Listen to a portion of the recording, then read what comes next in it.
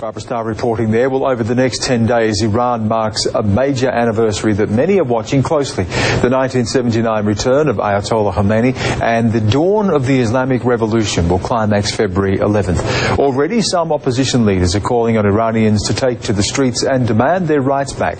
A statement posted on an opposition website reads, "The widespread arrests of political activists and university students, the silencing of the media, and the forced confessions of prisoners are against the principles of Islam and the Constitution of Iran."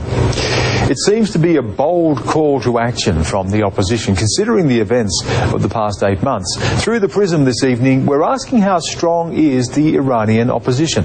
From Islamabad, correspondent Reza looks at the strength and structure of what many see as a permanent political fixture in Iran. They've been beaten, arrested, and sentenced to death. Dozens have been killed. Yet Iran's opposition movement remains defiant, posing the biggest challenge ever to the Islamic Republic in its 31-year history. But questions remain. How widespread is this movement? Who exactly are its leaders? And does it have the power to bring political change to Iran? It's impossible to say if the opposition movement represents Iran's majority.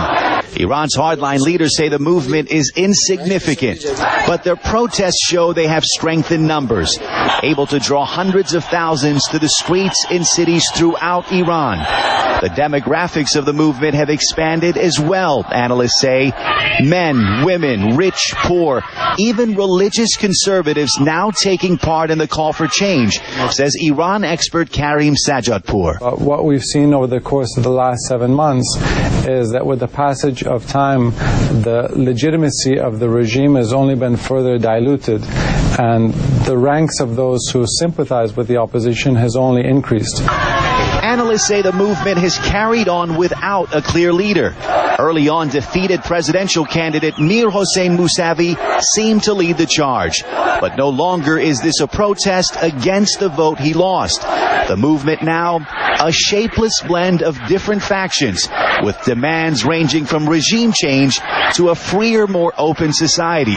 Columbia University professor Hamid Dabashi calls it a civil rights movement. For the first time in modern history, and not just in the history of Iran, we have a civil rights movement that people are its leaders.